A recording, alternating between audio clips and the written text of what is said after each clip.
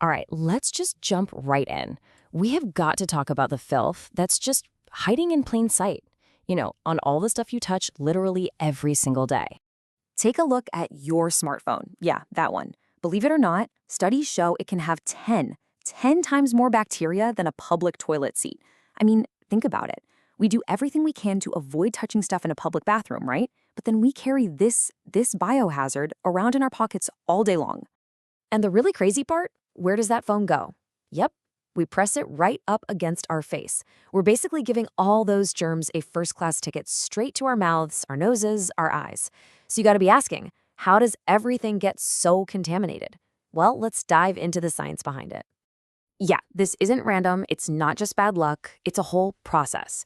So let's break down the invisible science of how all this filth actually gets around. Okay, so the main way this happens is something called fomite transmission. It sounds complicated, but a fomite is really just a fancy word for any object that can carry germs. So you touch something dirty, right, like a keyboard, the germs hop onto your hand, then you touch your face. Boom. It's a super simple and honestly a brutally effective delivery system for getting sick. And then you've got the classic villain, cross-contamination. And you know what? A lot of us are guilty of this in our own kitchens. Just watch. You cut up some raw chicken with a knife. Then, without washing it, you go and chop your salad veggies. And just like that, you're basically marinating your salad in raw chicken juice. It's a direct pipeline for bacteria. But why are these germs so tough to get rid of? Well, it's because of something called biofilm formation. Imagine this. One little bacterium lands on a surface. It starts multiplying, and then the whole colony builds this slimy, protective shield over itself. It's not just a clump of germs anymore. It's like a tiny, fortified city, a microscopic fortress that is super, super hard to scrub away. Okay, so now that we've got the science down, how the germs travel and build their little fortresses, let's go on a tour of horrors, if you will. And we're starting right inside your own home with the filth that's hiding in plain sight. Quick question for you. What do you think is the single, absolute dirtiest thing in your house? Go ahead, take a guess. The toilet handle? Maybe the trash can? What about this innocent-looking kitchen sponge? And the answer is, yeah, it's not even close. Just look at this chart. The number of bacterial colonies on a kitchen sponge it's just off the charts compared to a toilet seat. We're not talking a little dirtier, we're talking hundreds of thousands of times dirtier. That warm, wet, spongy material, it's basically a 5-star hotel for bacteria. And these aren't the good bacteria, folks. We're talking about a breeding ground for nasty stuff like E. coli and salmonella. It's the perfect place for those biofilms, those little germ cities, to set up shop. And that means every time you go to clean your dishes with it, you're actually just smearing germs everywhere. All right, let's head into the bathroom. You'd think the toilet bowl is ground zero for germs, right? Nope. Turns out, every time you flush, a fine mist of, well, toilet water gets launched into the air. And where does it land? Oh, everywhere, including right inside your toothbrush holder. That little cup becomes a swampy mess with even more fecal bacteria than the toilet bowl itself. Yeah, let that one sink in. Feeling a little grossed out by your own house yet? Perfect, because it doesn't stop there.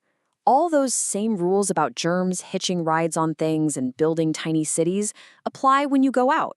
So let's talk about the biohazards you run into every day. First up, the office. Just think about your keyboard for a second. We eat over them, we sneeze on them, our fingers are on them all day long. Now, be honest. When's the last time you really cleaned it? Every single key press is like leaving behind a little germ fingerprint. And here's the really scary part. Shared keyboards can be home to some seriously nasty stuff, even antibiotic-resistant superbugs like MRSA.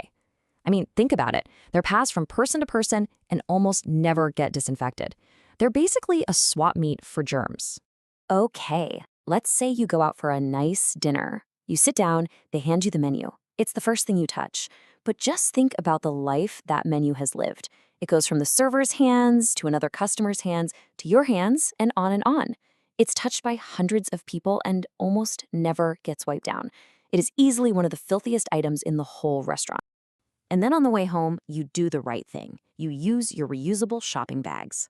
Great for the environment, for sure, but potentially a biohazard for you.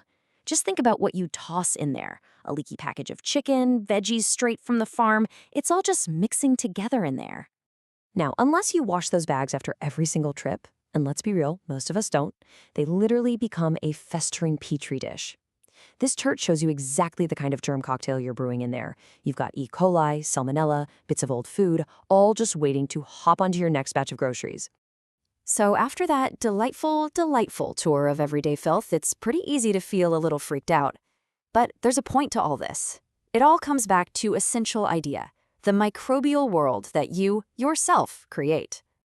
The key idea from all this research boils down to this one powerful sentence.